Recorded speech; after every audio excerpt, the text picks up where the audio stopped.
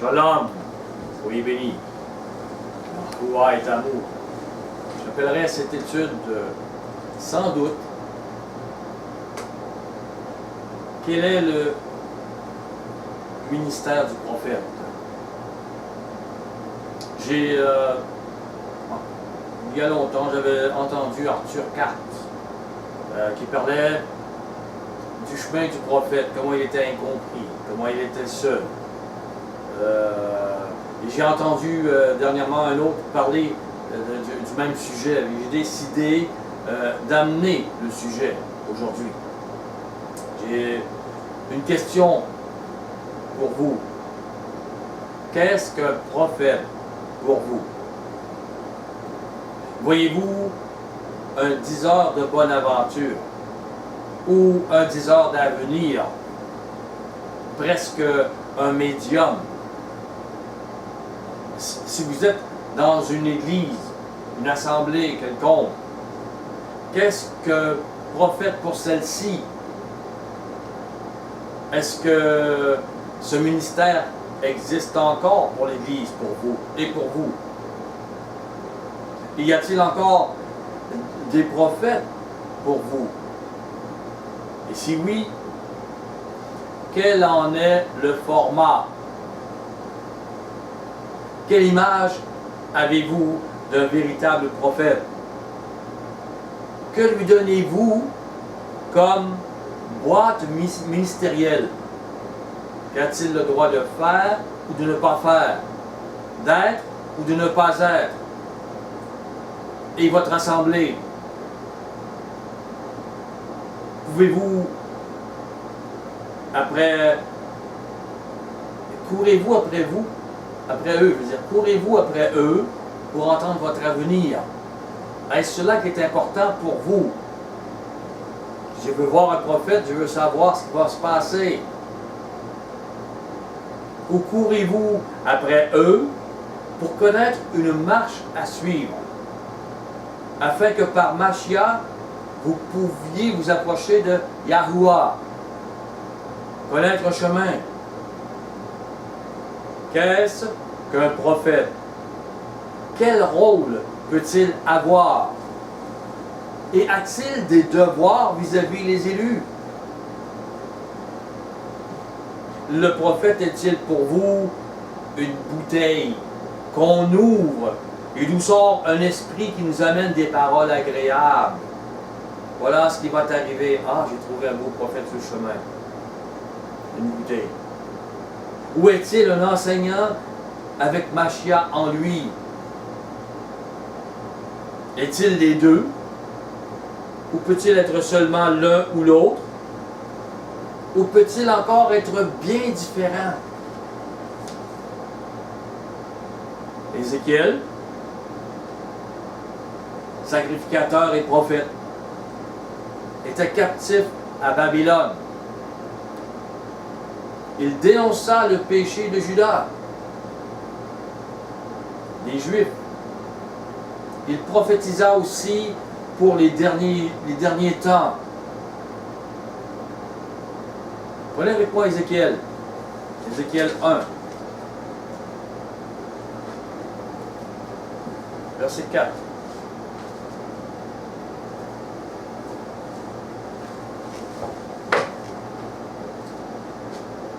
Je regardais, et voici, il vint du septentrion un vent impétueux, une grosse nuée et une gerbe de feu qui répandait de tous côtés une lumière éclatante, au centre de laquelle brillait comme de l'airain poli, sortant du milieu du feu.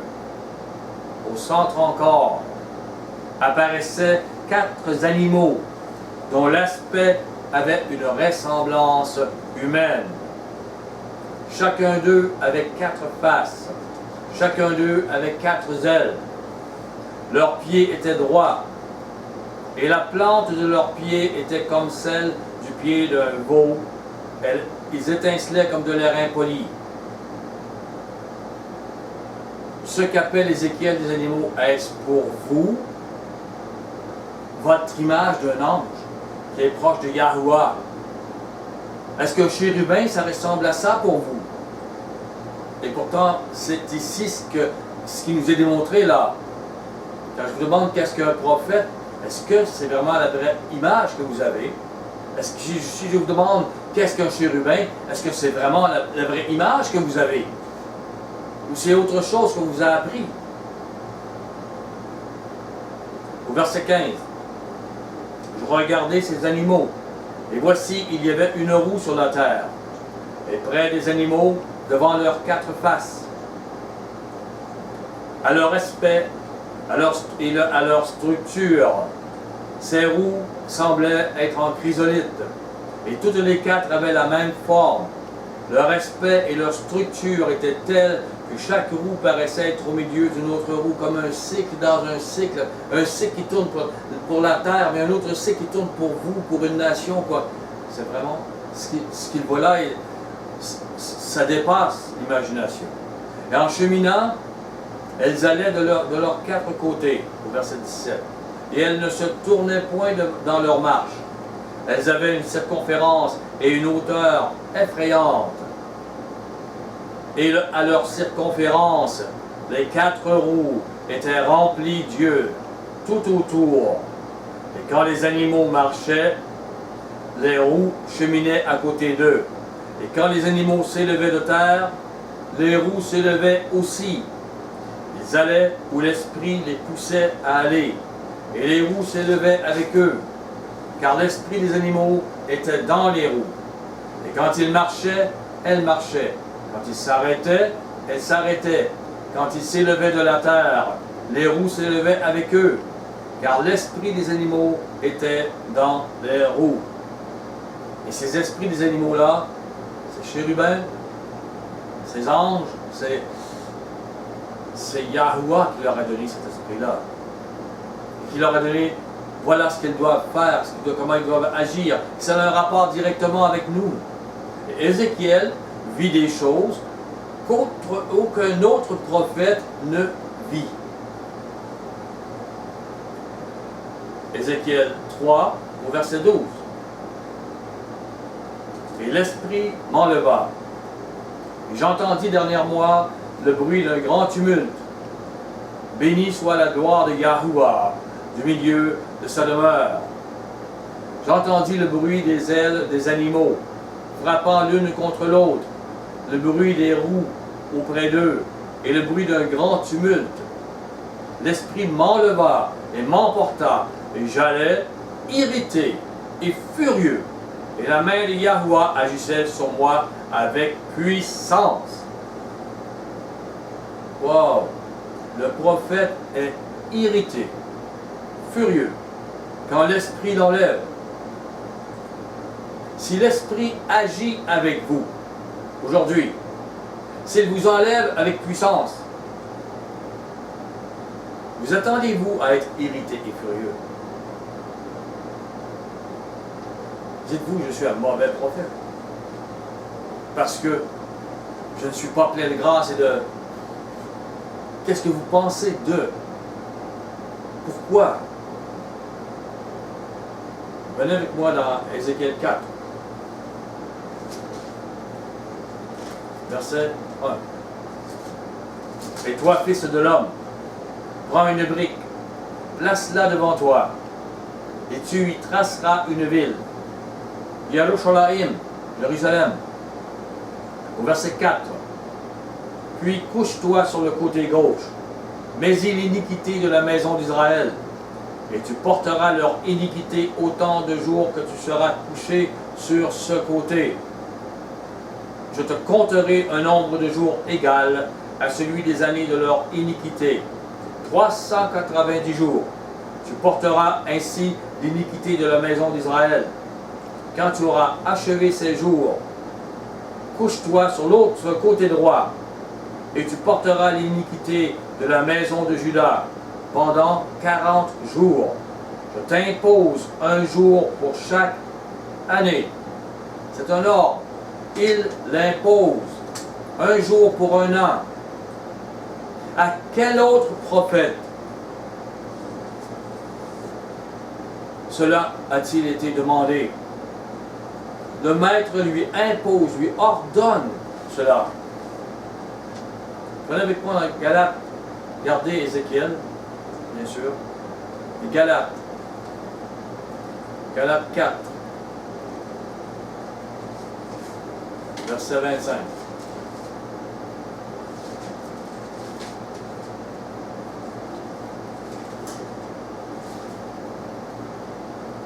Car Agar, c'est le mont Sinaï en Arabie. C'est là qu'a été donnée la loi à Moïse. La servitude de la condamnation. Nous sommes tous pécheurs. Elle correspond à la Jérusalem actuelle. La Jérusalem de v'là 2000 ans, la Jérusalem d'aujourd'hui, pleine de péchés, de LGBT, de tout ce que vous voulez, qui est dans la servitude avec ses enfants. L'esclave du péché, voilà ce qu'elle est. Elle est aussi pécheresse, et sinon plus que du temps d'Ézéchiel, aujourd'hui. Et Ézéchiel a été purifié, éclairé, loin de cette Jérusalem aveugle. Il était à Babylone. Vous devez comprendre ça pour aujourd'hui aussi. Au verset 26. Mais la Jérusalem d'en haut est libre, c'est notre mère. Voilà où nous sommes, dans notre purité. Cessez de chercher des choses qui sont physiques. Et des hommes qui sont physiques ou juifs ou n'importe quoi pour dire c'est de là que peut venir la vérité. Elle peut venir de choses très surprenantes, comme là elle venait de Babylone. Il faut comprendre. Notre Jérusalem est celle qu'on ne voit pas. Retournons dans Ézéchiel. Ézéchiel 4.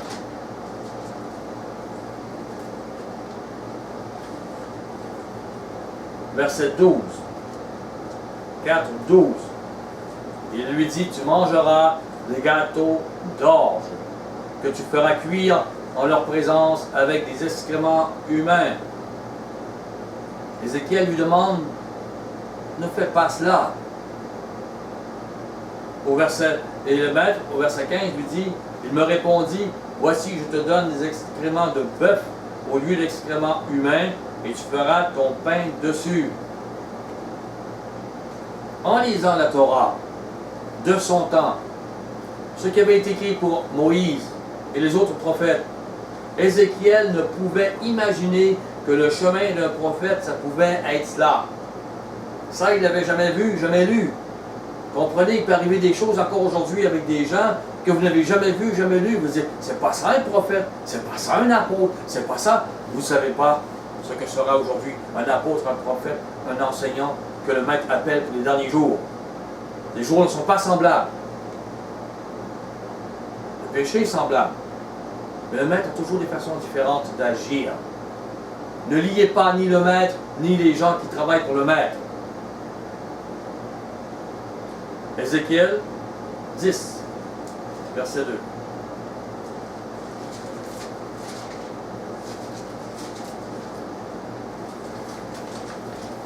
Est-ce que tu m'en avais un petit jeu?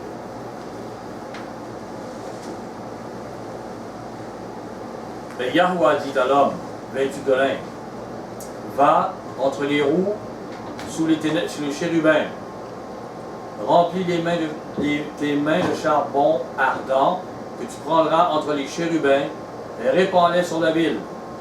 Il y a là devant mes yeux. Comprenez-moi, aucun autre prophète ne vit cela. Ézéchiel 37, verset 1. La main de Yahweh fut sur moi, et Yahweh me transporta en esprit, et me reposa dans le milieu, déposa dans le milieu d'une vallée remplie d'ossements. Au verset 10, je prophétisai selon l'ordre qu'il m'avait donné, et l'Esprit entra en eux, Ils reprirent vie. Ils avaient déjà vécu, chair et sang. Ils sont revenus, chair et sang. Et ils se tinrent sur leurs pieds. C'était une armée nombreuse, très nombreuse. Aucun autre, Ézéchiel 37, 10. Aucun autre prophète n'avait vécu cela. Et lorsque David, on revient à David, a péché avec Bathsheba, c'est Nathan le prophète qui vint le reprendre. Et pourtant, il est dit que David était prophète. On ne voit pourtant pas la vie de David comme celle d'un prophète. Et il est dit qu'il était prophète, mais on voit David plus comme celle d'un homme de guerre. Il a commencé par tuer. Samuel, un autre prophète, était juge et prophète. Et il a oint Saül comme roi. Il a oint David comme roi. Samuel était un puissant prophète. Un inspiré puissant de Yahuwah. Sous l'alliance, le sacerdoce, la Torah donnée à Moïse. Il faut comprendre ça. C'est pourquoi il y a un ajustement dans ce temps-là et un autre ajustement aujourd'hui. Il faut comprendre cela. Prenez avec moi 1 Samuel.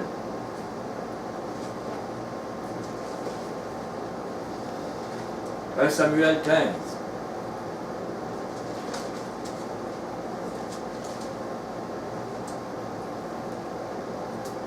Verset 32.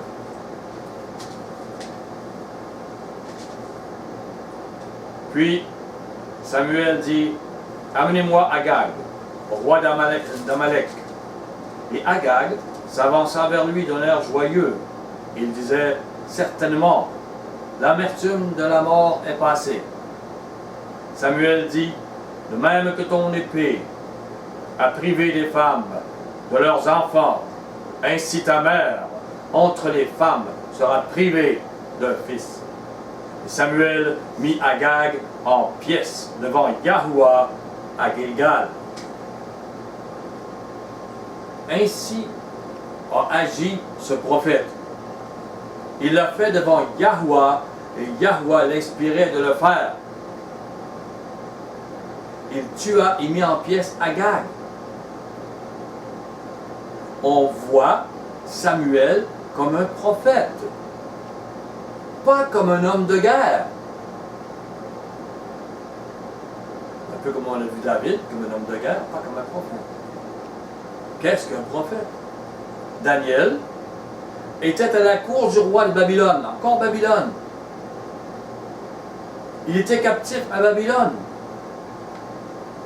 Il interpréta les songes de Nebuchadnezzar et l'inscription sur la muraille. Il fut jeté dans la fosse aux lions, délivré. Il eut des visions.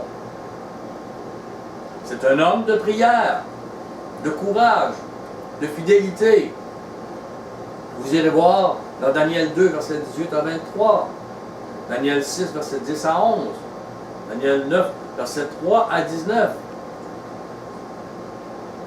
Il a vécu à Babylone, bien vêtu, bien nourri. Et le puissant prophète passa sa vie à Babylone, pas à Jérusalem. Il était tout jeune quand il est parti. Il a vécu là, tout jeune. Il a passé plusieurs rois à Babylone. Il n'a pas été conseiller des rois de Juda ou d'Israël, des Babyloniens. Comment il pouvait avoir l'esprit du maître à Babylone? Il était dans une bulle de l'esprit de Yahuwah, au milieu des sorciers, des véritables sorciers là, qui font des choses épouvantables, qui veulent le démon dans leur culte, qui veulent des sorciers, des démons qu'ils vénéraient, et de plusieurs rois de Babylone, successivement. Il était là, mais dans une bulle. Le maître le protégeait dans cette bulle. C'était un prophète, mais aussi un esclave du roi de Babylone. Et remarquez comment plusieurs inspirés d'Yahuwah ne vivaient pas à Jérusalem, mais dans le monde païen. Et plusieurs donc à Babylone, le pire endroit.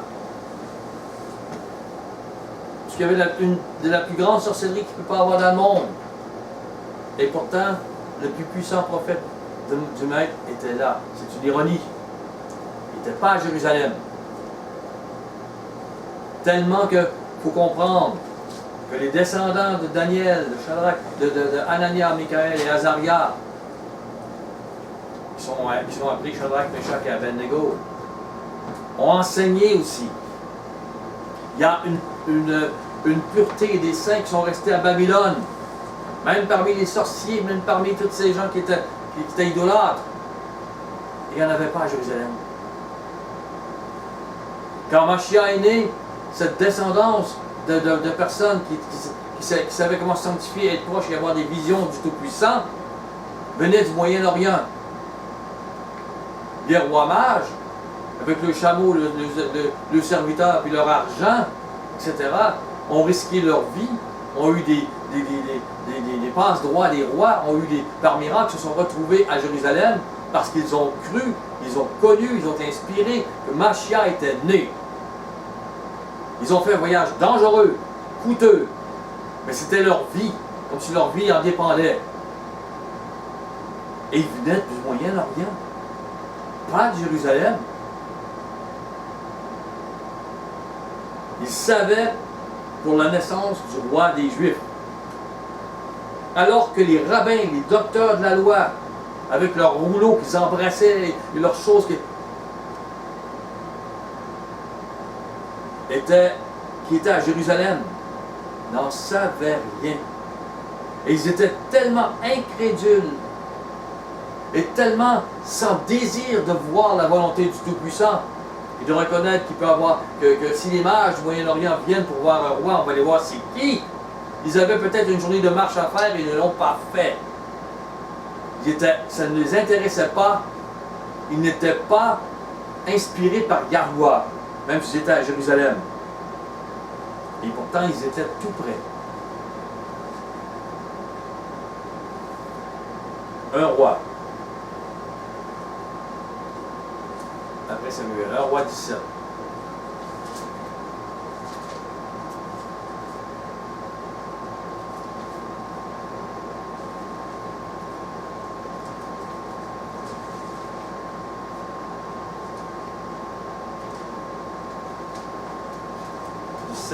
Ouais.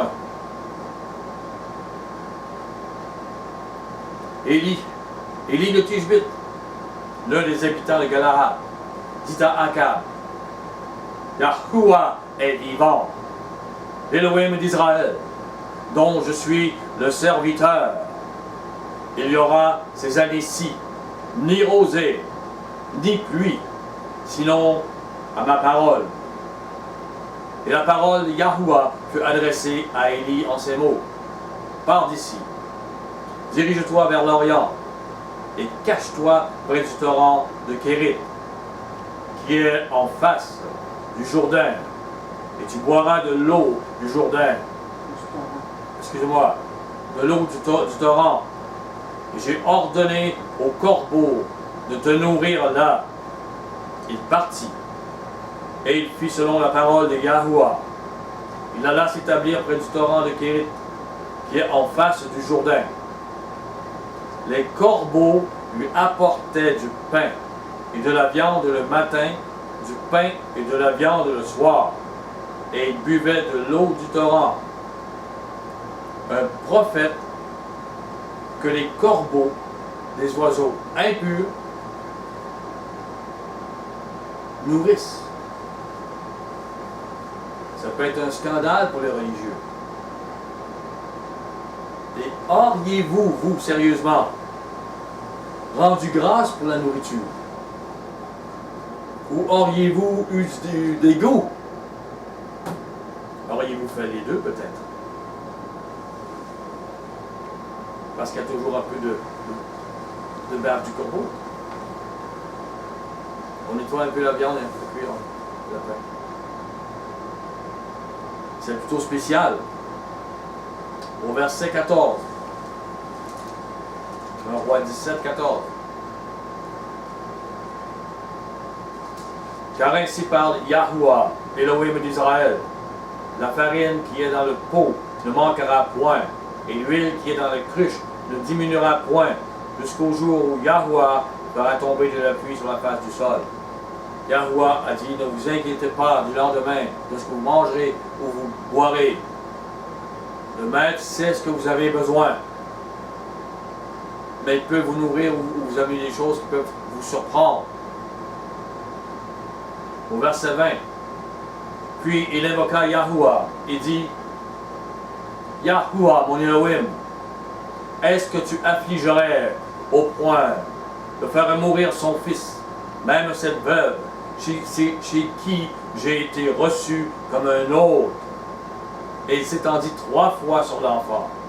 Invoqua Yahuwah, persévérez dans votre prière. Il l'a pas fait une fois, persévère. Il dit, Yahuwah, mon Elohim, je t'en prie, que l'âme de cet enfant revienne au-dedans de lui. Je t'en prie. Yahuwah écouta la voix d'Élie. Et l'âme de l'enfant revint au-dedans de lui, et il fut rendu à la vie. Élie prit l'enfant, le descendit de la chambre haute dans la maison. Il le donna à sa mère. Et Élie dit, vois, ton fils est vivant.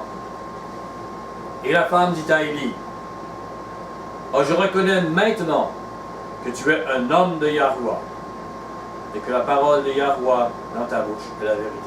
Même si elle était nourrie d'une façon miraculeuse, c'était pas assez pour elle pour reconnaître que c'était vraiment un homme de Yahuwah.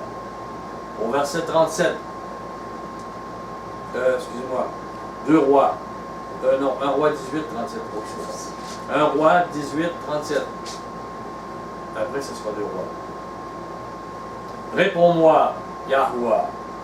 Réponds-moi, afin que ce peuple reconnaisse que c'est toi, Yahuwah, qui est Elohim, et que c'est toi qui ramène les cœurs, leurs cœurs. Et le feu de Yahuwah tomba. Il consuma l'holocauste, le bois, les pierres et la terre. Et il absorba l'eau qui était dans le fossé. Et quand tout le peuple vit cela, ils tombèrent sur leur visage et dirent, c'est Yahuwah qui est Elohim, c'est Yahuwah qui est Elohim. Saisissez les prophètes de Baal, leur dit Élie, qu'aucun d'eux n'échappe. Et ils les saisirent. Élie les fit descendre au torrent du Kizon, où il les égorgea. Les prophètes de la première alliance agissaient parfois avec violence. C'était l'alliance avec Moïse. Œil pour œil, dent pour dent, on frappe. C'était cette alliance-là. Et c'était pour protéger un peuple physique qui n'avait pas l'esprit. Il le faisait avec l'épée. Mais depuis Mashiach, c'est une autre alliance et c'est l'inverse. Mashiach l'a dit, la coupe de la nouvelle alliance. Aucun prophète ne peut agir ainsi depuis la venue de Yahusha. Ils doivent agir comme Étienne. Comprenez? 2 rois. Venez avec moi dans 2 rois. Comme Mashiach et comme Étienne qui agit comme Mashiach. Notre maître est l'exemple de l'amour. 2 rois 1, 3. Mais l'ange de Yahuwah dit à Élie de Tishbit, lève-toi, monte à la rencontre des messagers du roi de Samarie, et dis-leur, est-ce parce qu'il n'y a point d'Élohim en Israël que vous allez consulter Baal-Zébul, Dieu d'Écron? Et c'est pourquoi ainsi parle Yahuwah. tu ne descendras pas du lit sur lequel tu es monté, car tu mourras. Et Élie s'en alla. Et les messagers retournèrent auprès d'Akazia. Et il leur dit, pourquoi revenez-vous? Ils lui répondirent, un homme est monté à notre rencontre et nous a dit, allez, retournez vers le roi qui vous a envoyé et dites-lui, ainsi parle Yahweh. Est-ce parce qu'il n'y a point d'Élohim en Israël, le Dieu d'Israël, que tu envoies consulter Baal-Zébud, le Dieu des écrons? Et c'est pourquoi tu ne descendras pas du lit sur lequel tu es monté, car tu mourras. Akazia leur dit, quel air avait l'homme qui est monté à votre rencontre et qui vous a dit ces choses, ces paroles? Ils lui répondirent, c'était un homme vêtu de poils et ayant une ceinture de cuir autour des reins. Et Akazia dit, c'est Élie, le Tishbite. Il l'a reconnu par ses vêtements, par ses paroles. Élie était vêtu de peau. Il vivait dans les grottes humides, sans aucune commodité. Totalement contraste avec Daniel. Comprenez? Deux prophètes puissants, mais on aurait reconnu un par ses habits, l'autre par d'autres habits. Le prophète Amos, maintenant, était un berger, pas un sacrificateur, pas un fils de prophète. Regardez avec moi dans 1 Roi 22, verset 6.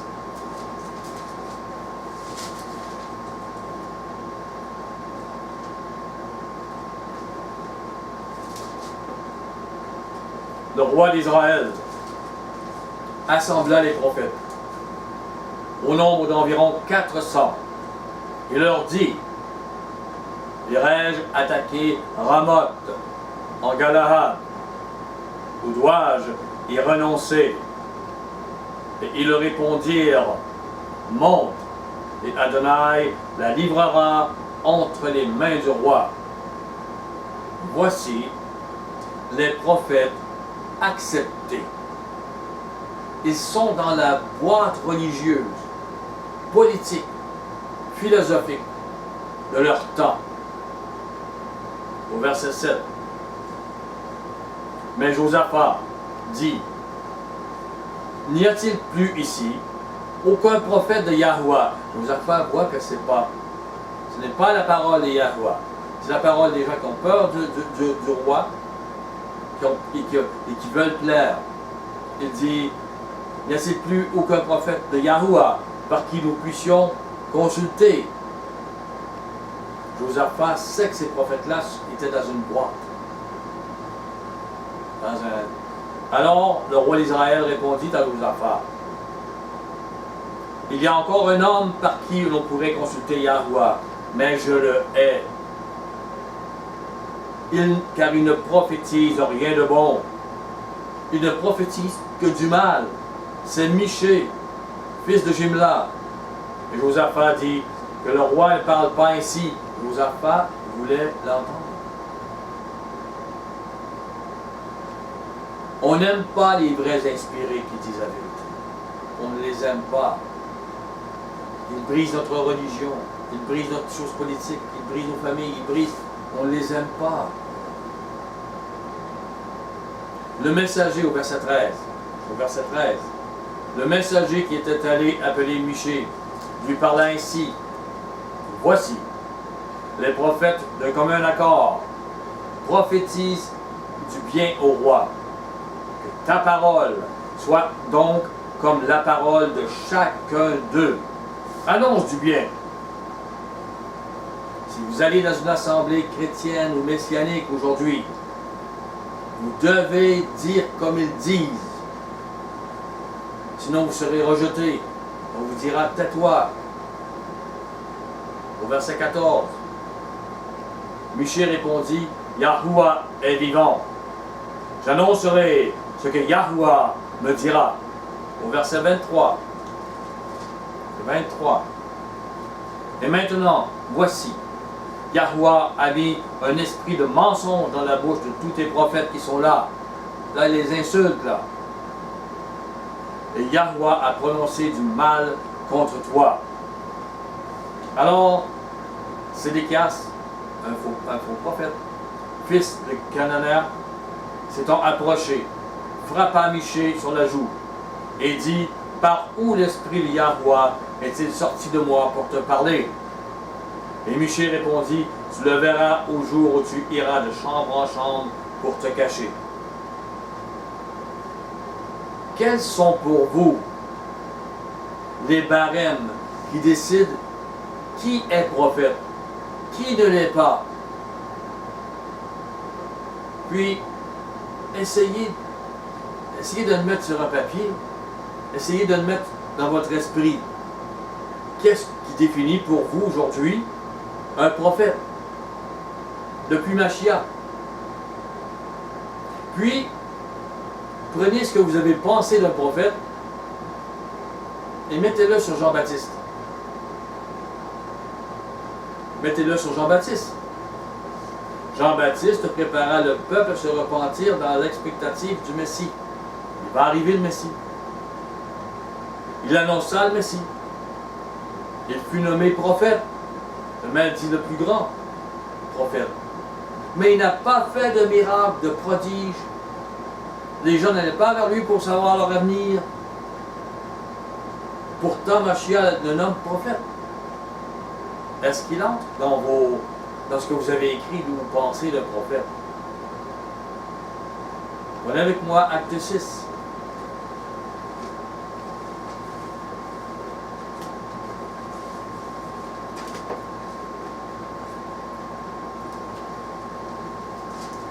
Acte 6.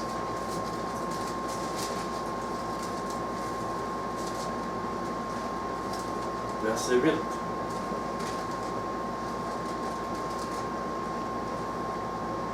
Étienne, plein de grâce et de puissance, faisait des prodiges et de grands miracles parmi le peuple, ce que n'avait pas fait Jean-Baptiste.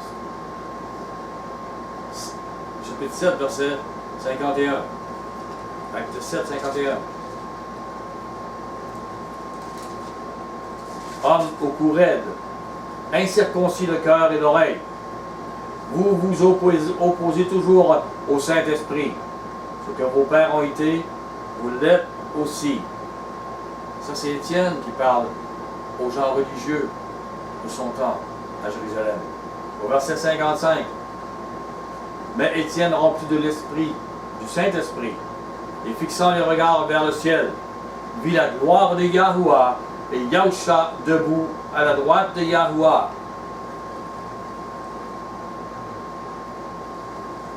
Il n'a pas vu le Saint-Esprit, il a vu les choses. Mais il a vu Yahweh et Yahusha. Et il le dit, et voici, je vois dans les cieux ouverts, et je vois les cieux ouverts, et le Fils de l'homme debout à la droite de Yahweh. Étienne était inspiré pour le voir et le dire. Au verset 59. Et il lapidait Étienne, qui priait et disait: Maître Yahusha, reçois mon esprit. Puis, s'étant mis à genoux, il s'écria d'une voix forte: Maître, ne leur impute pas ce péché. Et après ces paroles, il s'endormit, rempli de puissance et d'amour. Voici un inspiré de la nouvelle alliance. Étienne était rempli de grâce et de puissance. Mais c'était la puissance pour aimer, pas pour massacrer. C'est deux alliances totalement différentes, il faut comprendre.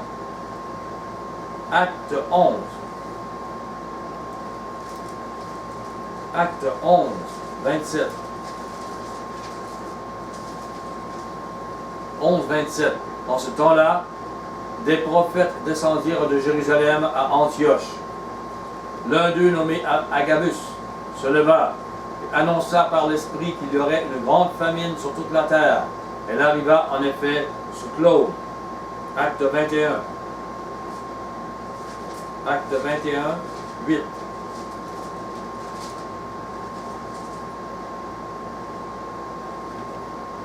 nous partîmes le lendemain, et nous arrivâmes à Césarée.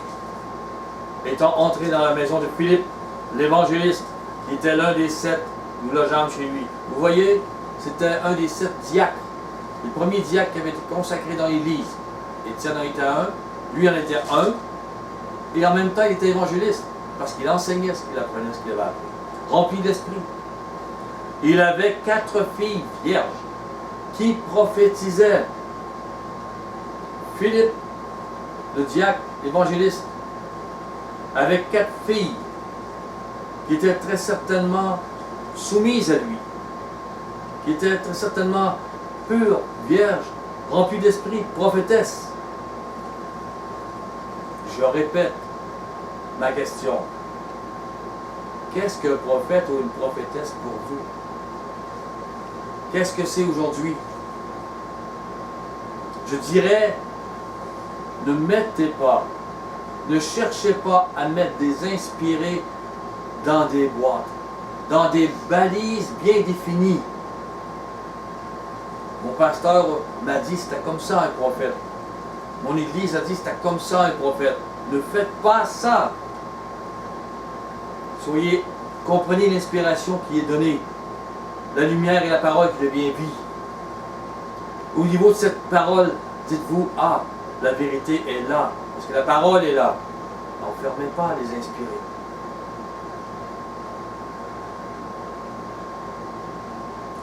Parce que ce sont des boîtes qui ne leur appartiennent pas. Des choses qui ne leur appartiennent pas, des balises qui ne leur appartiennent pas. Ils vont faire ce que le maître demande. Ça peut vous surprendre. Les devoirs d'un inspiré peuvent être très bien différents d'un autre inspiré. La mission d'Élie n'était pas celle d'Ésaïe. Vous ne pouviez pas attacher des Ésaïe, des Élie, des Élisée à des écoles de prophètes. Vous ne pouvez pas.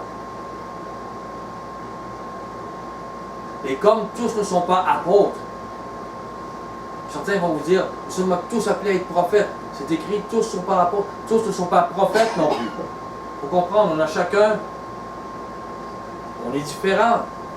Et c'est le maître qui place ces choses-là. Amos 7. Vous ne pouvez pas dire, je vais avoir une onction que je n'ai pas. Vous allez forcer et faire de la chair. C'est tout ce que vous allez faire. Amos 7, verset 14. Amos répondit à Amathia, je ne suis ni prophète, ni fils de prophète, mais je suis berger, et je cultive des sycomores. Il met les choses à leur place. Et moi, je vous dis, je ne me considère pas comme un prophète, mais comme un inspiré que Yahweh, qu'il inspire pour des choses spécifiques, pour que j'enseigne ces choses, que je les comprenne. Un berger, ça sent le mouton. Un berger, ce n'est pas un sacrificateur. Habituellement, il n'est pas instruit dans la parole, il n'y a pas plein de rouleaux derrière ses moutons. Même s'il s'inspire de Yahweh, même s'il en boit, même s'il en mange.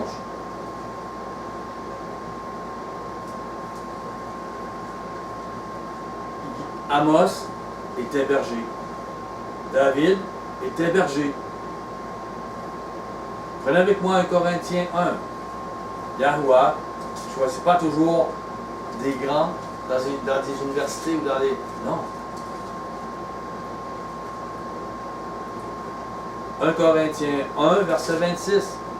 Considérez, frères, que parmi vous qui avez été appelés, il n'y a ni beaucoup de sages selon la chair, ni beaucoup de puissants, ni beaucoup de nobles. Mais Yahweh a choisi les choses, quoi? Les choses folles du monde, pour confondre les sages. Vous ne direz pas, Gilles était tellement sage. Toute la ville était à ses pieds. Tout le monde disait, on va voir la sagesse. Non, non, c'était une chose folle dans la ville. C'est pas un universitaire, un docteur, c'est pas un avocat, c'est pas... Non, on ne va pas avoir Gilles pour ça. Il choisit Gilles derrière les moutons. Et il dit, Yahweh choisit les choses faibles du monde pour confondre les forts. Et Yahweh choisit les choses viles du monde, celles qu'on méprise, celles qui ne sont point, pour réduire à néant celles qui sont. Ceux qui se pensent sages dans ce monde et qu'on court après pour les voir. Afin que nulle chair ne se glorifie devant Yahuwah. Or, c'est par lui que vous êtes en Yahushua Mashiach, lequel, de par Yahuwah, a été fait pour nous sagesse, justice et sanctification et rédemption. Voilà ce qui a été fait pour nous. Voilà ce que nous devons nous revêtir. Mourir à nous-mêmes pour nous revêtir de lui. Afin, comme il est écrit, que celui qui se glorifie dans Adonai. Glorifiez-vous dans Adonai. Ne cherchez pas de grands orateurs, de grands diplômes. Les inspirés des Yahuwah font leur exploit loin des regards. Comprenez ça. Répétez. Les inspirés des Yahuwah font leurs exploits car ils en font. Mais vous ne les connaissez pas et souvent ils vous diront. Loin des regards. Ils sont préparés pour un temps bien à eux. Pas le temps de votre église ou de votre université qui dit voici votre ton diplôme, t'es prêt. Non, non. C'est pas comme ça que le maître prépare les inspirés. Dans les champs avec les moutons, David a vaincu l'ours et le lion. Vous avez vos champs aussi. Mais c'est là qu'il a vaincu l'ours et le lion. Et personne en Israël, personne en Judée a dit « Oh, David a fait ça, on le met roi. » Non, mais il a fait une chose extraordinaire. Il a fait des choses extraordinaires. Il n'y avait aucune gloire. Personne ne voyait cela. Personne ne savait. Personne ne voyait son chemin de consécration. Personne ne voyait que Yahuwah le préparait à avoir l'assurance de la foi pour vaincre Goliath. Il était minable. Il sentait le mouton. Il ne se lavait pas tout le temps. Il n'y avait pas de douche. Il aimait Yahuwah et Yahuwah le préparait. Qui dira que Gilles ou Julie sont préparés? Qui dira dans cette ville ou dans le Canada? Non, personne. Lui prépare les choses. Donc, David était préparé pour délivrer le peuple. On parle de la Bible dans les universités. De grands orateurs lèvent les foules aujourd'hui. Mais Yahuwah, dites-vous bien, débute son œuvre par de faibles commencements que ce monde méprise. Et vous pouvez vous le répéter. C'est comme ça qu'il agit. Il y a des exceptions, bien sûr, comme l'apôtre Paul, qui était voulu. Donc, je peux en faire une autre étude de ça. Je ne parlerai pas, c'est une exception. Et une question. Une autre question. Vous êtes, vous, toujours senti différent des autres? C'est une question. Je suis sûr qu'elle peut toucher plusieurs. À cause de cela, y a-t-il eu beaucoup de rejets dans vos vies? J'imagine que oui. Dans la mienne, énormément de rejets. Et quand tu es jeune, quand tu es petit, quand tu es adolescent, tu ne comprends pas pourquoi, jusqu'à temps qu'un jour, il te frappe et dit je t'aime. Voilà. Et là, et tu pleures, et il t'amène dans le désert. Des dizaines d'années. Il te parle, il te parle plus, il te parle plus. Il te dit, où il est? Pourquoi? Parce que je t'aime, il y a une raison, ça ne peut pas se faire avant que. Il y a un temps pour les choses qui arrivent, il y a un temps pour toi aussi. Il y avait un temps pour moi. Mais pourquoi tant de rejets? Pourquoi tant de... Vous êtes le mouton noir dans la famille. Le mouton noir dans les boîtes sociales, religieuses. Pourquoi tu penses comme ça, Gilles? On te rejette. Parce que la vérité est là, puis, ou la bonté, c'est pas comme ça que le monde marche. On ne comprend pas ce que vous êtes, même depuis que vous êtes tout petit. Vous sentez-vous ainsi? La Bible vous parle d'une façon différente. Et plus la lumière des paroles de Yahushua Mashiach entre en vous, plus le pain de ce jour traverse votre cœur, plus vous êtes transformé et vous en parlez, plus on ne vous comprend pas et plus vous vous sentez seul, rejeté. Mais pourtant, je suis meilleur. C'est parce qu'ils voient. Tu es encore plus différent d'eux autres. Alors, rejeté. Même très religieux, là. Votre pasteur, l'évangéliste, ils vont avoir peur de vous, ils ne voudront pas. La lumière, ils en ont peur. Ne soyez pas désespérés. C'est le chemin des inspirés. Je suis persuadé, tous vécu ça. Prenez avec moi Jean. Jean 16. Jean 16, verset 1.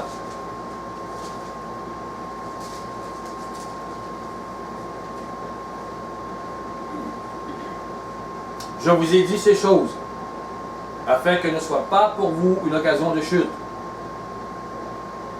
Là, il leur parle, il leur parle, il leur parle. Puis à cause que je vous parle, à cause que vous prenez ma parole,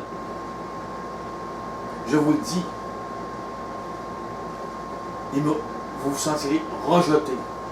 Rejeté au point qu'on va vouloir faire mourir à croyant en un culte à Yahuwah ou à Dieu, comme on peut dire. Mais vous êtes dans la bonne route. Ils vont le faire parce que vous êtes inspirés par moi. Pas l'inverse. Soyez pas troublés. Il leur dit, ils vous excluront. Le seul mot qu'on va traduire ici, c'est synagogue. Mais ce mot, c'est ecclésia, c'est assemblée. C'est pas juste les Juifs. C'est tous ceux qui sont croyants en Mashiach. Tous ceux qui s'appellent Église vont vous rejeter, qui dit. Ils vont vous exclure des assemblées. Et même l'heure vient où quiconque vous fera mourir pourra rendre culte à Dieu. Et ils vont agir ainsi parce qu'ils n'ont connu ni le Père ni moi. Ils sont très religieux là. Ils ont leur assemblée. Au nom de Dieu, au nom de Jésus, ils vont vous tuer. Ou ils vont vous rejeter, ils vont vous... Et en le faisant, ils vont pouvoir rendre un culte. Il est dangereux, lui, il peut détruire notre Église. Il peut détruire nos prophètes, nos évangiles, nos pasteurs. Il est dangereux, lui, là. Parce que la lumière de la Bible, il ne dit pas comme nous, là. Je vous assure, vous allez vous sentir rejeté. Soyez pas désespérés, encore une fois. Vous êtes juste dedans. Si on vous aime trop, vous n'êtes pas dedans. On n'aime pas ceux qui parlent de la vérité, ceux qui sont inspirés. Je vous le dis. Le maître vous l'a dit. Ils vont vous haïr. Mais pourtant, je suis meilleur. J'ai tout donné. Oui, mais ils vont haïr encore plus. Matthieu 5. Le sermon sur la montagne, directement. Yahuwah vous parle par la bouche directement de Yahushua Mashiach. Qu'est-ce que vous dit Yahuwah? Qu'est-ce que vous dit Mashiach? Au verset 11. Heureux serez-vous lorsqu'on vous outragera. Vous allez vous sentir seul. Qu'on vous persécutera. Vous allez vous sentir seul et incompris. Et qu'on dira faussement de vous toutes sortes de mal à cause de moi faussement. Vous allez être trahis, calomniés par des gens que vous pensez proches, qui ont la Bible dans les mains et qui disent, c'est ce qu'il dit, réjouissez-vous, soyez dans l'allégresse. Pourquoi? Vous êtes parmi les inspirés. Parce que votre récompense sera grande dans les cieux. Car c'est ainsi qu'on a persécuté les prophètes qui ont été avant vous. Je vous le dis, les véritables inspirés en viennent à être persécutés par ceux qui voudraient les mettre en boîte dans leur religion afin que la vérité ne les dérange pas. C'est le chemin des prophètes. Mashiach ne leur dit pas, pauvre de vous, vous avez été choisis. Malheur à vous. Non. Heureux serez-vous quand vous êtes persécutés parce que vous suivez ma parole. Vous êtes inspirés. Heureux ceux qui sont persécutés pour la justice, dit-il. Car le royaume des cieux est à eux. Prenez conscience que la persécution est passagère. Tous ceux qui sont morts il y a 2000 ans, ça fait longtemps. Mais le royaume est éternel. L'instant qu'ils vont réfléchir de nouveau, ils vont dans un royaume éternel de paix, de joie, plus jamais de douleur. Ils seront ceux qui sont en avant et non pas en arrière. Réjouissez-vous, soyez dans l'allégresse. Au verset 13. Vous êtes le sel de la terre. Ne cachez pas cette inspiration qu'il vous a donnée pour éviter la persécution, éviter d'être rejeté. Vous allez dire, je vais faire comme les autres parce que non, faites pas ça. Vous allez perdre la saveur du sel. Mais si le sel perd sa saveur, avec quoi la lui rendra-t-on? Il ne sert plus qu'à être jeté au dehors, foulé aux pieds par les hommes. Aujourd'hui, inspiré, vous êtes appelés, pas eux, mais vous l'êtes. Ne perdez pas cette saveur. Vous êtes le sel de la terre. Ne perdez pas la saveur de la parole de Mashiach, qui est celle de Yahuwah. Ne perdez pas cette saveur. Et c'est paradoxal. Pourquoi? Parce que je vous dis de ne pas enfermer des inspirés dans une boîte. Mais je vous dis aussi, soyez imitateurs de Paul, comme il a été de Mashiach. Soyez imitateurs de ceux qui suivent véritablement comment Mashiach a parlé, agit. Mais ce n'est pas une boîte. Parce que ils suivent l'exemple de Mashiach et il montre à devenir un inspiré sur le chemin. Ce n'est pas une boîte religieuse, c'est une vie avec l'esprit d'Yahuwah par Mashiach qui transforme le cœur. Arrêtez de penser au social, d'être comme le social, d'être comme une religion, d'être comme baptiste. On ne peut pas être pentecôtiste parce qu'il ne pense pas comme baptiste, on ne peut pas être baptiste parce qu'il ne pense pas. Arrêtez! Vous êtes à Mashiach, plein d'amour. S'il n'y a pas d'amour pour ces gens-là, vous n'êtes pas dedans du tout. Le cœur changé est plein d'amour, il est sur la croix, il n'est pas là. C'est Mashiach qui aime. Et vous devez, c'est cet amour-là qui va couler et pour les autres et même pour vos ennemis. Vous n'existez plus. Vous êtes à la croix. Et c'est l'amour qui coule. 1 Corinthiens 11, verset 1. L'apôtre Paul va dire, soyez mes imitateurs, comme je le suis moi-même de Yahushua Mashiach. Le roi Saül, le roi Saül n'était pas un vainqueur de géants. Il était grand pourtant, beaucoup plus grand que David. Et quand David voulut confronter Goliath, Saül a voulu lui faire un cadeau. Saül lui offrit son armure. C'est ce qu'il connaissait pour vaincre un ennemi. Mais la foi n'était pas dans cette armure.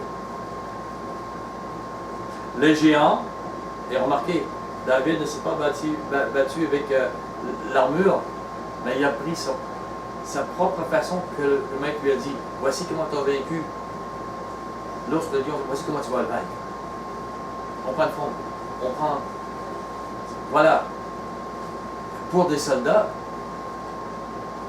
et là, l'armure riche que je te donne.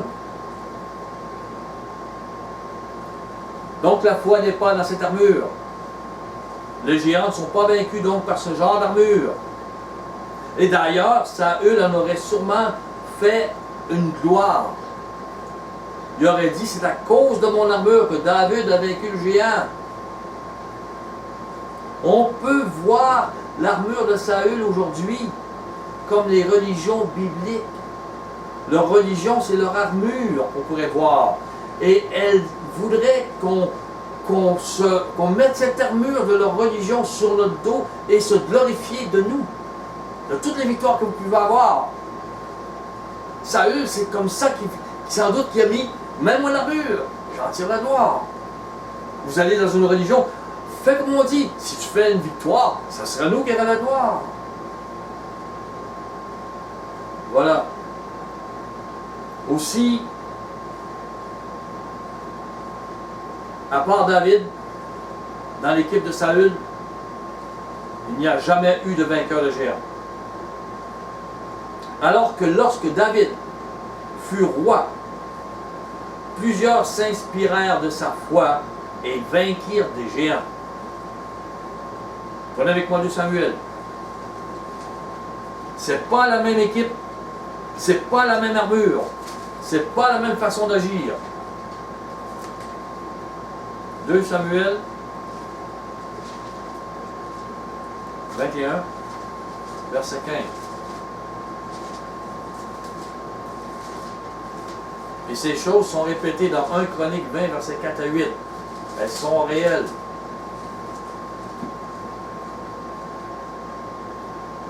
Les Philistins firent encore la guerre à Israël. David descendit avec ses serviteurs et ils combattirent les Philistins. David était fatigué.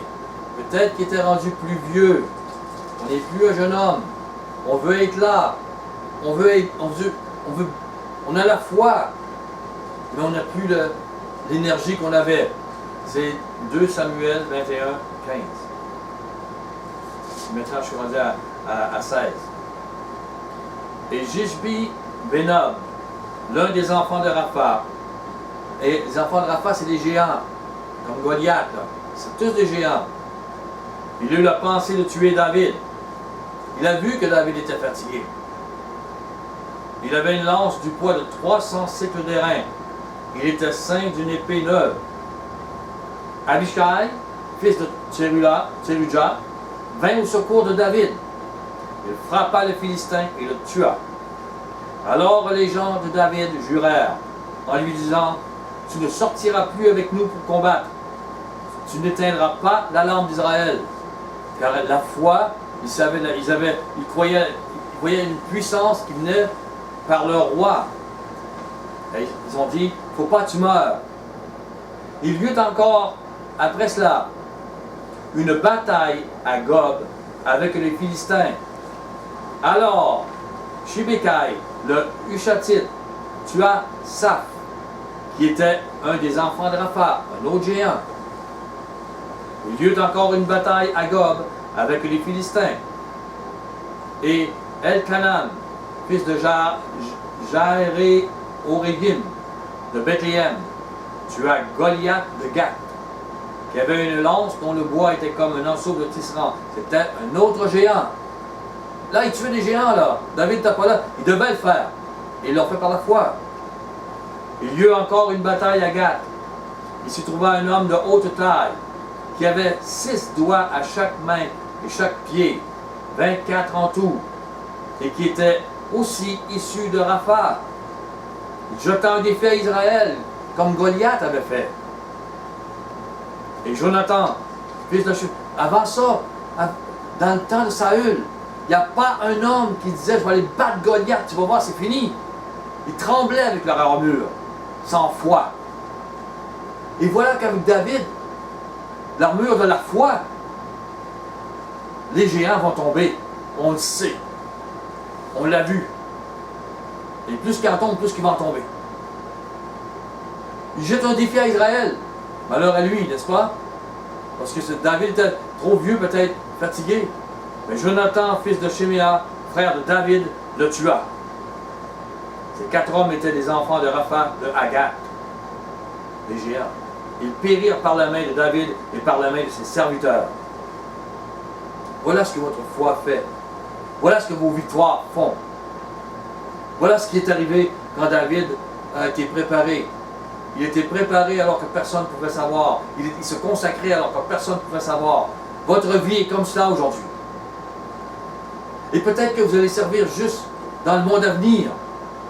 Vous allez être un des grands, un des nobles, un des rois. Ils vont dire, comment ça que... Parce que, ils vont courir après vous pour savoir, Yahweh est avec vous, montre-nous comment. C'est dans son plan. Ça peut être aujourd'hui, ça peut être dans le monde à venir, mais vous prépare Ayez ça en tête. Il vous prépare alors que les gens vous méprisent. Mais il vous prépare pour les grandes choses. Donc, c'est écrit encore dans la chronique. David était un genre de prophète tueur de géants. Son exemple inspirait les autres. Et même si David manquait maintenant de force physique, donc plusieurs dans son armée furent inspirés de sa foi. Ils savaient qu'avec foi, il faisait tomber des géants. Les géants tombaient devant un homme.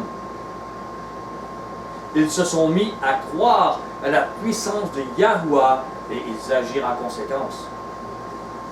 Voilà l'exemple. Voilà l'inspiration. Voilà ce que vous devez être. Tous des apôtres, tous des prophètes, tous des enseignants, non. Tous des gens qui sont inspirés par la foi pour vaincre leurs géants à eux. Pour porter cet amour puissant à eux. L'armure d'Étienne. Étienne n'avait plus de géant de haine. Ses dernières prières, c'est pardonne-leur, donne pas leur péché. C'était pas tue-les.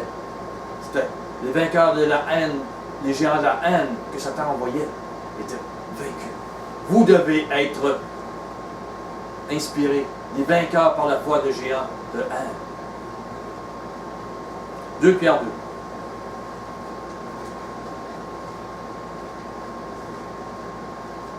2. 2 Pierre 2. Toujours, qu'est-ce qu'un prophète? Vous voyez qu'on touche aussi les inspirés. Ils sont inspirés, mais vous pouvez être inspiré à être autre chose qu'un prophète aussi. Au verset 1, 2 Pierre 2. Il y a eu parmi le peuple de faux prophètes. 2 Pierre 2, 1. Il y aura de même parmi vous de faux docteurs qui introduiront des sectes pernicieuses. Donc il met la relation entre prophète et docteur, enseignant. Et qui, reniant le maître qui les a rachetés, attireront sur eux une ruine soudaine. Plusieurs les suivront dans leur dissolution. Ils enlèvent, ils dissoluent ce qu'est la vérité. Ce sont les paroles de Mashiach, ce qui transforme les cœurs, ce qui est la voie de la vérité. Car enseigner Yahushua Mashiach et les premiers apôtres sera calomnié à cause d'eux. C'est spécial. Pierre appelle prophète le docteur de la voie de la vérité. Vous comprenez? C'est pas juste de la loi qui condamne, c'est de la voie de la vérité qu'enseignait Mashiach. Bien sûr, on ne vole pas, on ne ment pas, mais il n'y a plus de coureuil dans ton dent, puis on va découper les gens en morceaux. Non. On va avoir la puissance de l'amour pour mourir, même persécuter, lapider, aimer. Vaincre les géants de la haine. Cette voie de vérité, elle est celle que Mashiach a annoncée. Pouvez-vous le voir ainsi? Croyez-vous que ceux qui portent la vérité des paroles de Mashiach sont courus par les foules? Qu'ils sont acclamés? Croyez-vous que les foules sont inspirées par la vérité? Qui vont changer aujourd'hui? Qu'elles courent après la vérité? Qu'elles veulent mettre la vérité dans leur cœur, cette vérité que vous enseignez, et qu'elles veulent vivre les déserts que vous avez vécus et vaincre leur nature charnelle pour entendre le conseil de Yahuwah. Croyez-vous que les foules veulent se rendre jusque-là? Elles veulent des miracles. Elles veulent de une religion, une boîte. Mais elles ne veulent pas vous entendre sur autre chose. Seuls les véritables élus, inspirés par le Maître, entendent votre voix, entendent votre vérité. Eux, ça les bouscule. Eux veulent changer. Eux voient. Et je vous demande, êtes-vous seul? Vous sentez-vous seul, rejeté, persécuté? Alors je vous dis, avec sourire, bienvenue parmi ceux qui marchent inspirés par la vérité. qui font tomber les murs du mensonge devant eux, les géants de la haine. Quoi qu'il en coûte, ces foules-là ne veulent pas aller à quoi qu'il en coûte. Heureux êtes-vous, dit Yahusha. Et je vous pose une autre question. Êtes-vous heureux de connaître la voie de la vérité et d'avoir le privilège du marché? La persécution est-elle une preuve pour vous? Les calomnies qui sont contre vous sont-elles une preuve pour vous? Ou êtes-vous désespéré, écrasé? Ou si vous êtes heureux en disant « Waouh, je suis dans le monde, je comprends. » Le monde ne peut pas comprendre, mais je comprends. Et le monde sont inspirés par l'ennemi et par moi. Et c'est pour ça que le monde me persécute.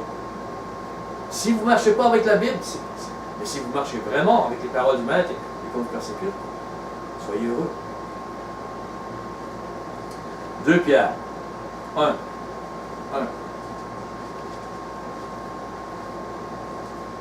Simon Pierre, serviteur et apôtre de Yahusha HaMashiach.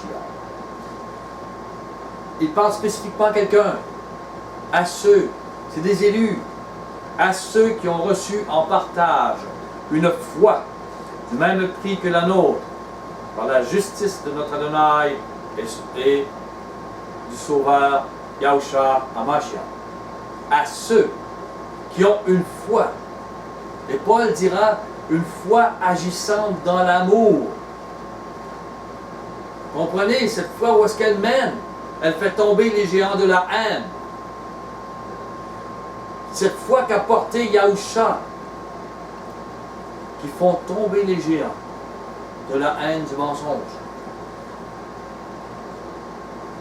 Et qui a justifié, parce que Mashiach a justifié, que nous recevions l'esprit d'Yahuwah, pour que nous puissions faire ces choses, être changés et faire ces choses.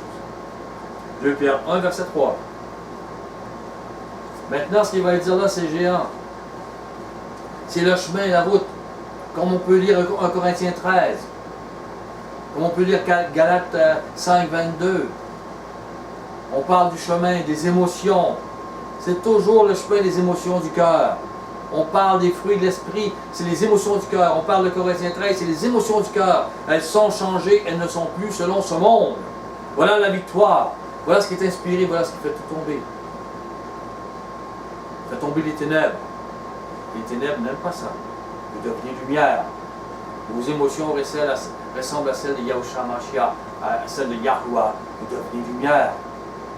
Et Pierre dit, comme sa divine puissance nous a donné tout ce qui contribue à la vie et à la piété, au moyen de la connaissance de celui qui nous a appelés par sa propre gloire et par sa vertu, lesquels nous assurent de sa part les plus grandes et les plus précieuses promesses, afin que par elles, vous deveniez participants de quoi? De la nature divine, de la façon, comment il existe, de ce qu'il est, ses émotions, en fuyant la corruption qui existe dans le monde par la convoitise. À cause de cela même, faites tous vos efforts. Là, c'est un chemin qui va vous montrer. Et ça va vers quelque chose d'important, le plus important. La foi, à quoi elle doit-elle être liée? Il va vous dire à la fin. Mais pour commencer, tous vos efforts pour joindre à votre foi la vertu, tout ce qui est impur, impie, tout ce qui est débauche, n'importe quoi. Il faut vaincre par votre foi. À votre foi, à la vertu, la science des paroles de Yahusha HaMashiach, ce qu'il a donné comme parole pour compléter et réformer cette loi merveilleuse, cette miséricorde que nous devons avoir en nous.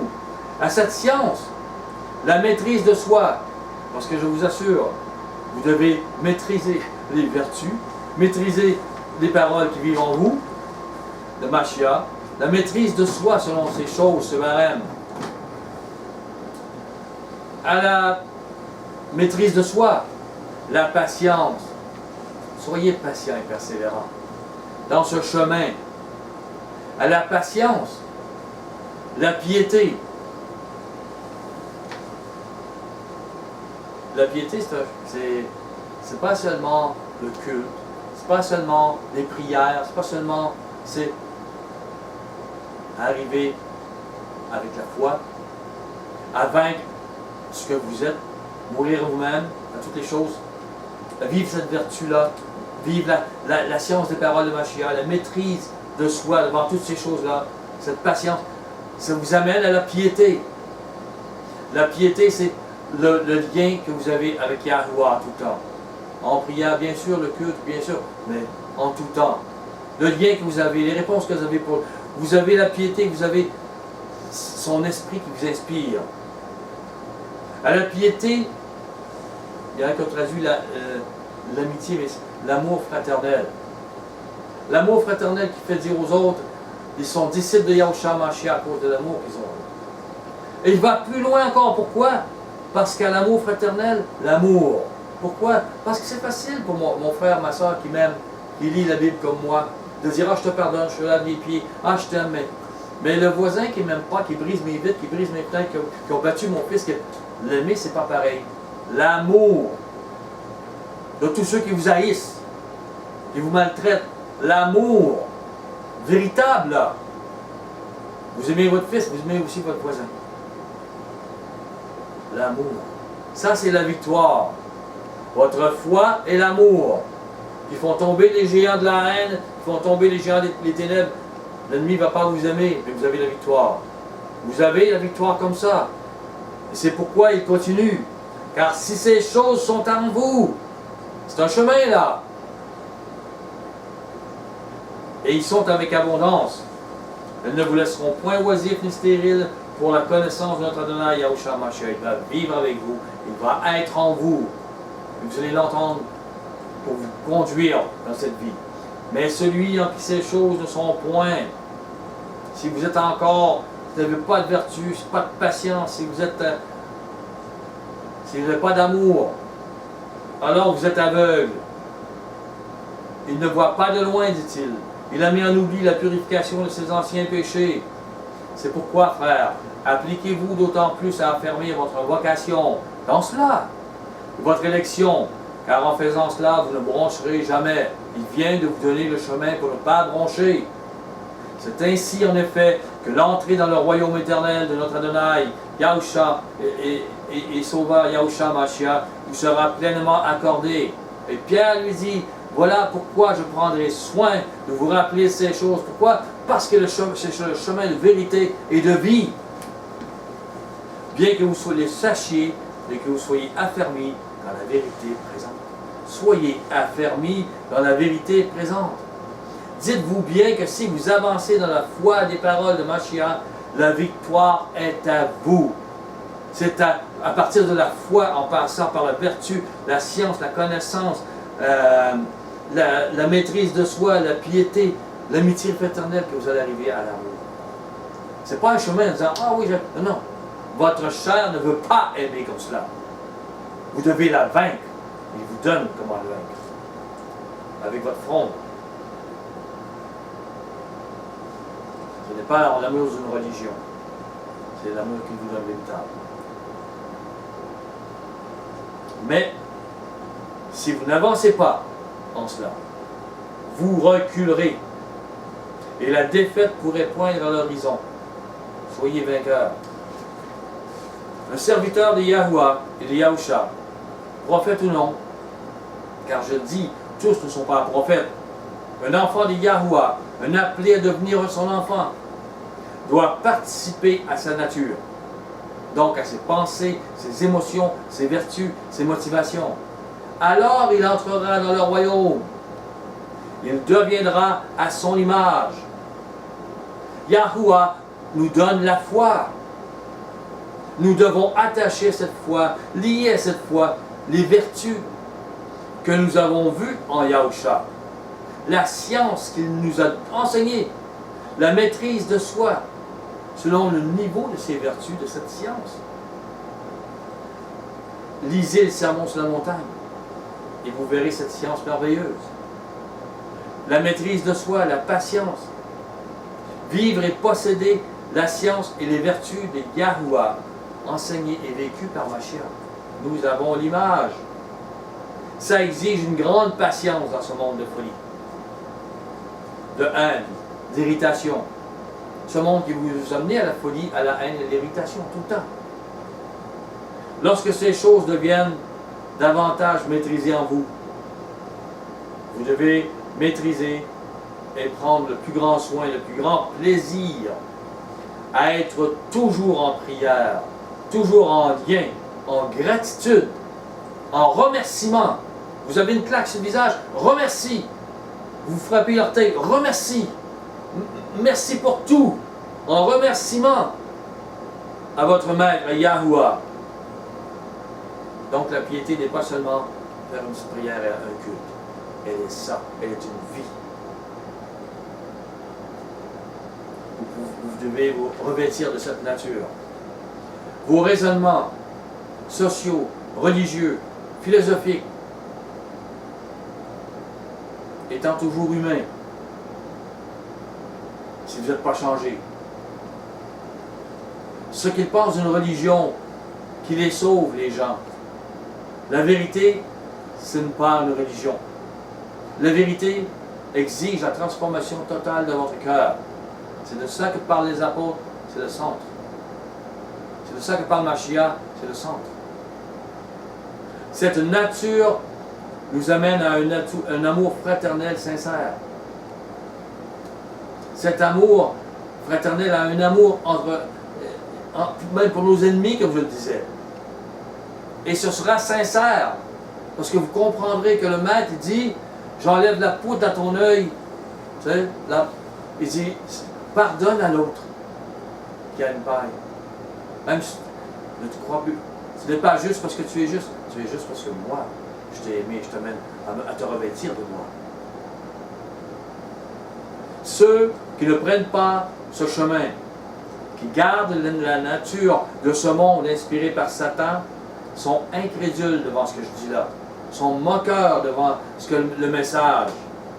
Ils ne peuvent croire que cela est vrai. Ils peuvent être très très religieux là, ils peuvent être pasteurs,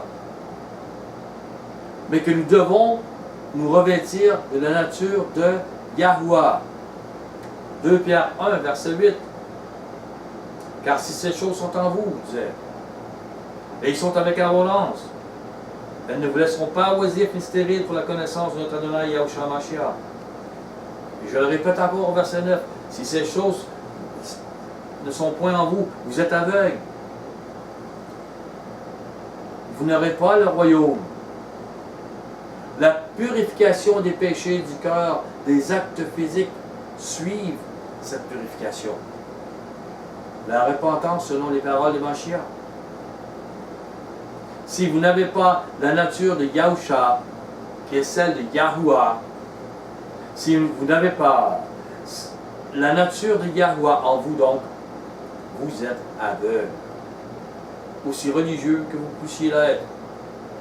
Si à votre foi, vous prenez le chemin des vertus de Mashiach, jusqu'à vivre pleinement son amour, qui est celui de Yahuwah, alors par lui, vous aurez la connaissance de Yahuwah. La grâce, la paix vous seront alors multipliées. À ceux-ci, dit Pierre, que la grâce vous soit multipliée. Comment? Si vous ne faites pas ça, elle ne vous sera pas multipliée. Ce n'est pas une formule magique, c'est une transformation. Prenez avec moi Éphésiens. Éphésiens 4. Tout de suite après Galates. Éphésiens. Éphésiens 4, verset 11. Et il a donné les uns, c'est des dons, comme apôtres. Il les a préparés dans le désert, comprenez là? Comme David, il les a préparés, humiliés, ils sont déjà méprisés, comme apôtres, les autres comme prophètes, les autres comme évangélistes, les autres comme pasteurs et docteurs. Pourquoi? Pour le perfectionnement des saints en vue de l'œuvre du ministère et de l'édification du corps de Mashiach, jusqu'à ce que nous soyons tous parvenus à l'unité de la foi et de la connaissance du Fils de Yahuwah. Il doit être en nous. c'est plus nous, c'est lui qui vit en nous. Et à l'état d'homme fait à la mesure de la stature parfaite de Mashiach, afin que nous ne soyons plus des enfants flottants et emportés à toute bonne doctrine, de religion quelconque, par la tromperie des hommes, par leur ruse, dans les moyens de séduction, mais qu'en professant la vérité, comment? Dans l'amour. Nous croissions à tout égard en celui qui est le chef, Mashiach. Yahuwah a donné un ministère d'esprit, non de la lettre. Vous irez voir dans 2 Corinthiens 3,6. Ministère de l'esprit, ce ministère change les motivations, les émotions de votre esprit, de votre cœur. Et là, je vous repose la question. Comment voyez-vous maintenant un prophète? Quel est son ministère? Regardez les fruits. Enseigne-t-il la science des paroles de Yahusha? A-t-il de la patience, la piété, l'amour fraternel, l'amour? Enseigne-t-il et vit-il cette voie de la vérité? Mashiach est la vérité. Il enseignait la miséricorde, cet amour. Et vous ne pouvez pas passer à côté de la vérité. C'est cette vérité qui glorifie Yahuwah sur terre et dans les cieux, qui démontre qu'il est amour. Vous le démontrez devant la haine, comme Mashiach l'a démontré devant la haine, que ce chemin d'amour est préférable à tout. C'est ce qui le glorifie. C'est comme ça que Yahushua Mashiach a glorifié son Père, Yahuwah. Là, ton amour, papa, est au-dessus de toute la haine. Et je veux la vivre jusqu'au bout. Et c'est ce que nous devons faire. Pouvez-vous maintenant différencier un faux prophète d'un vrai prophète? Les derniers passages, Deutéronome 13, Deutéronome 18. On arrive à la fin.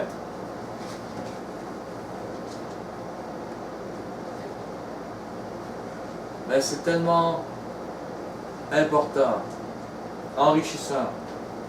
Vous pouvez être religieux toute votre vie sans jamais vivre vraiment, sans comprendre cette inspiration.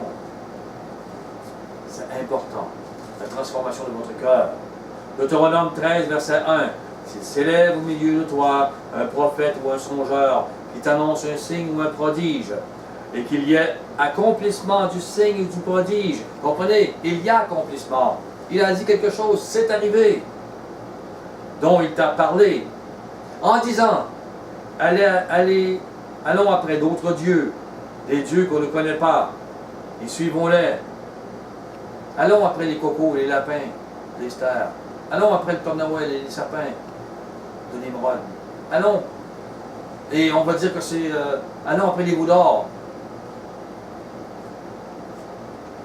Alors il dit, tu n'écouteras pas les paroles de ce prophète ou de ce songeur, car c'est Yahuwah votre Elohim qui vous met à l'épreuve pour savoir si vous aimez Yahuwah votre Elohim de tout votre cœur, de toute votre âme. Le faux prophète peut aussi annoncer des choses qui arrivent. Pensez à l'esprit de Triton. Et souvent ils se promènent. Et souvent ils vont dans des églises où est-ce qu'on vit à plein les cultes de Rome catholique, babylonien. Et ils vont dire des choses qui peuvent arriver vraiment. Yahuwah dit, mais je vous mets à l'épreuve. Je vous mets à l'épreuve. Est-ce que vous allez marcher avec ma parole ou avec le mensonge? Voilà. Prenons Deutéronome 18. Les derniers versets. Au verset 15. Yahuwah, ton Elohim. C'est à partir de Moïse, c'est ce que Elohim dit au peuple d'Israël. Te suscitera du milieu de toi, d'entre tes frères, un prophète comme moi, vous l'écouterez. C'est Yahushua Mashiach qui annonce. Et il dit d'entre tes frères. Et pourtant, les rabbins disent, il vient du ciel. Mashiach, on sait d'où il vient. Oui, d'entre ses frères. Au verset 18, je leur susciterai du milieu de leurs frères un prophète comme toi. Je mettrai mes paroles dans sa bouche. C'était ses paroles à lui. Il dira tout ce que je lui commanderai. Et si quelqu'un n'écoute pas mes paroles qu'il dira en mon nom, il ne dit pas des paroles que je t'ai données à toi, Moïse, que je vais remettre dans son nom, dans sa bouche. Non, il dit des paroles, c'est des paroles nouvelles qu'il donne à Mashiach. Il dira en mon nom, c'est moi qui lui en demanderai compte. Il y a eu beaucoup de prophètes après Moïse. Mais Yahuwah lui parle d'un seul, son fils Yahusha, qui prononcera des paroles nouvelles, une bonne nouvelle, des paroles qu'aucun homme n'avait prononcées. Et nous devons vivre selon les paroles de Yahusha. Sinon, nous aurons des comptes à rendre. Moïse ne pouvait porter le ministère de Yahusha, comprenez? Il ne pouvait porter ce ministère de salut, ce ministère de miséricorde. Moïse était aussi un homme de guerre. Il ne pouvait payer le prix, Moïse, pour que l'Esprit descende sur l'Israël de la promesse.